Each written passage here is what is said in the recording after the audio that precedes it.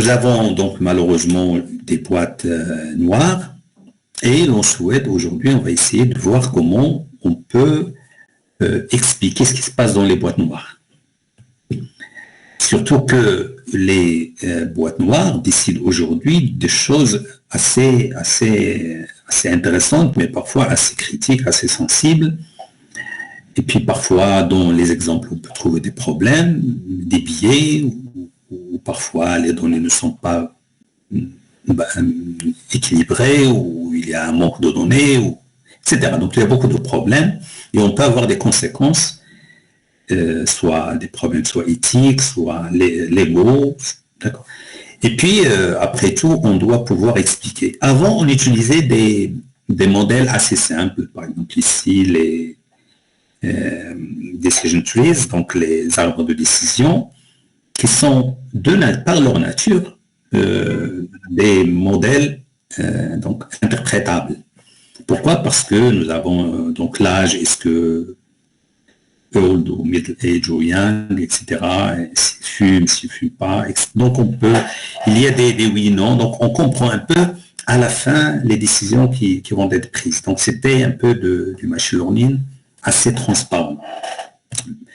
Ce qui est différent des réseaux de neurones que j'ai montré au début.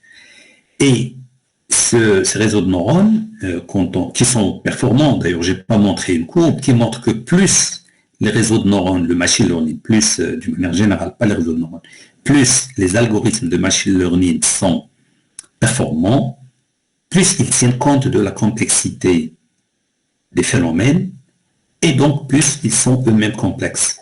Et donc ils sont moins interprétables ou moins explicables.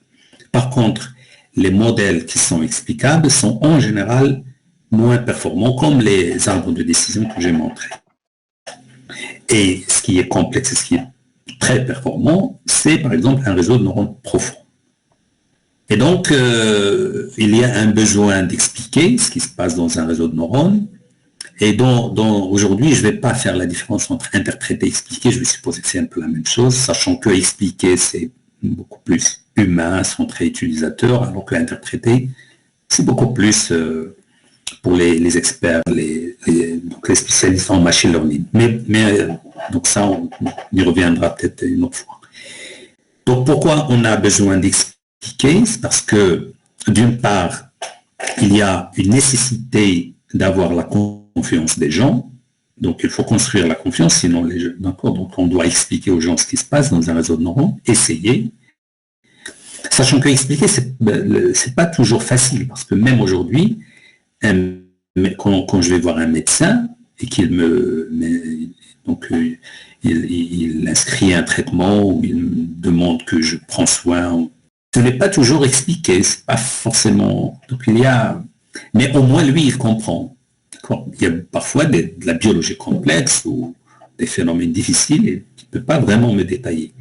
Mais au moins, donc quand on dit explainable, ce n'est pas forcément explicable à tout le monde, mais au moins qu'il y ait des experts qui comprennent ce qui se passe dans les machines.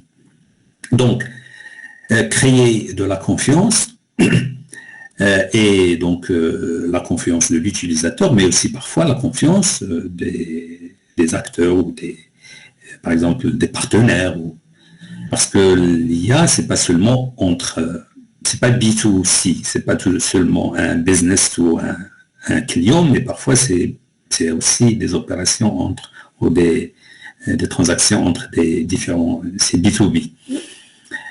Ou alors une administration avec une autre, donc on doit expliquer. Et puis il y a des aspects légaux, comme en Europe, on exige que les actions, les décisions soient expliquées. Et puis, on doit pouvoir auditer. Donc, si ce n'est pas explicable, et s'il y a des décisions qui sont prises, c'est difficile de faire des audits. Il y a aussi des aspects éthiques. Donc, quand c'est explicable, on peut comprendre s'il y a un problème, un biais, par exemple, une discrimination, ou des biais comme ça. D'accord, on peut réellement essayer de rectifier. Il y a aussi, puisque un réseau de neurones, finalement, ça ressemble parce que dans l'histoire, vous savez que souvent, on dit que les meilleures inventions ont été réalisées par un hasard. Quelqu'un a oublié quelque chose, et puis il y a eu un mélange. Mais après, ça devient scientifique, c'est-à-dire, après le hasard, on vient, on essaie de comprendre, on formalise, et c'est comme la pomme, Newton, la pomme. Mais il y a beaucoup d'exemples où l'invention ou la découverte était un fait de hasard, mais après on a scientifisé. Donc de la même manière, le modèle, en utilisant la data, donc le modèle, en utilisant les données, il va découvrir des règles et ils vont être un peu... les règles vont être transcrites dans le réseau de neurones, par exemple, donc, sous forme d'une boîte noire, mais nous, après, on doit faire de la science pour comprendre ce qui se passe à l'intérieur. C'est un peu de la même, comme les découvertes, certaines découvertes, ou certaines inventions. Après, ça permet aussi d'améliorer les modèles, parce que quand je comprends quelque chose, je peux déjà l'améliorer, je peux aussi l'expliquer, je peux enseigner la chose, donc je peux présenter la chose, et je peux l'améliorer parce que j'aurai une maîtrise plus grande sur cet objet. Et puis, ça permet aussi, dans certaines situations, quand il s'agit par exemple d'utiliser des réseaux de neurones pour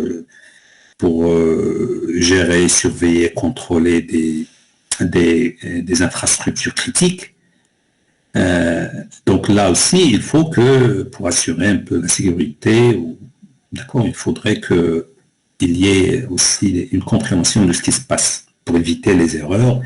Et aussi, il ne faut pas que les décisions dangereuses, critiques, soient prises d'une manière automatique sans qu'on ait un contrôle dessus. Voilà, donc ça c'est... Mais il y a beaucoup d'autres raisons. En particulier, ça permet l'adoption, l'intégration dans des systèmes sociaux ou autres. Ça permet aussi souvent qu'il y ait une collaboration entre l'homme et la machine. Quand moi je comprends comment va se comporter une machine dans laquelle se trouve un réseau de neurones par exemple, ça me permettrait de mieux collaborer. Parce que, d'accord, quand on se comprend, on collabore mieux. Quand on ne se comprend pas, je m'attends à chaque fois à quelque chose que je ne maîtrise pas, ça va être difficile de collaborer avec la machine.